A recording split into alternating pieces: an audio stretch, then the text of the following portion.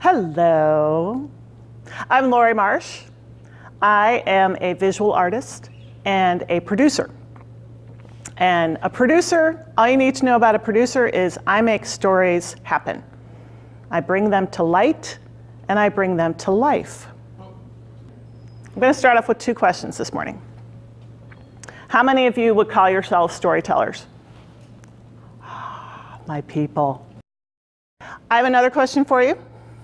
This one's going to be really hard, so brace yourselves. How many of you like peas? Okay, you guys aren't my people. I'm going to tell you a story today about peas and about the value of storytelling for recognizing or becoming aware of a pattern in my life that has affected me in my career. A couple of weeks ago, I got to meet with somebody that I have followed in my industry for many years, and he is very accomplished, he's very successful, and I have stalked him online. His name's Jeff, and he was coming to Minneapolis to keynote a conference. And I was so excited. I wrote to him and I said, you're going to be in town for this conference. You know, if you'll have 5 minutes between conferences or something, and I'd love to take you out for coffee. I just knew from following this man for all these years that he's one of my people. He is a story geek. And I looked forward to talking with him about all of the nerdy story things that I knew that only he could appreciate. And he said yes. He got me a pass to the conference. I got to go see his keynote, and then we went and had lunch. So we're sitting in a diner in Minneapolis, a lot of chrome, and I gave him sort of the 5-minute rapid dump on the last 15 years of my career.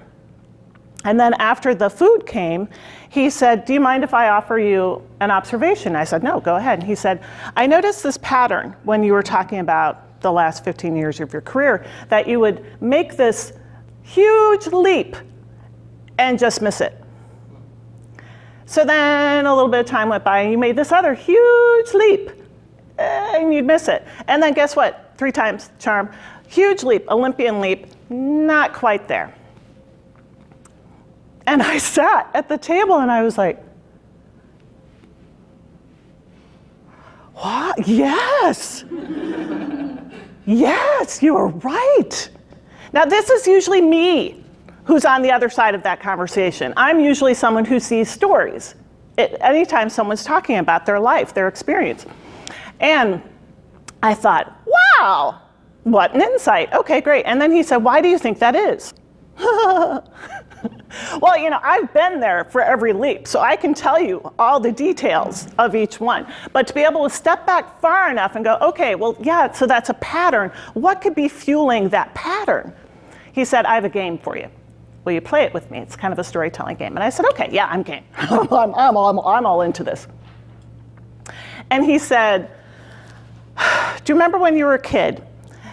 And ideally, each of us, when we're kids, babies, toddlers, that we are the center of the universe and everything's okay. And he said, do you remember the first time that you didn't feel that way as a kid? When did someone rip off that Band-Aid? This is where peas come in. I was sitting at the table, I was about 5 years old, and my dad insisted that I had to eat the cooked peas on my plate because there were children starving somewhere in the world, and there were peas on my plate, and I had to eat them. Now, this is the 1970s. All vegetables that came out of cans were in the same green color spectrum, and they all tasted the same. I knew I did not like peas. And he said, you're not going to get up from that table. And I sat there for an hour. Finally, I ate the peas, and I barfed. And Jeff asked me, what did you think at that time? What did you feel? And I thought, I couldn't believe he was giving me grief about something so petty. I was a good kid. Why weren't you giving me credit for being a good kid and giving me a pass on I don't like these peas? I am allowed to assert myself that I don't like peas and I shouldn't have to eat them. But I did. I ate them because that was the only way to get away from the table. So then you go back to this pattern of almost making it and going, that little kid who was forced to eat the peas at the table learned to put up, to swallow the peas. You want to get what you want, you got to do something you don't want to do. I want to encourage you guys today to do two things. One is don't eat the peas if you don't want to. The other thing is, the title of this talk was, What Story Are You Living? And now that I've been made aware of this pattern, now that I've been made aware of this story, where this happened and this was the result, and I've been running on autopilot with that equation for all these years, with that story all these years. But you know what? I'm the storyteller.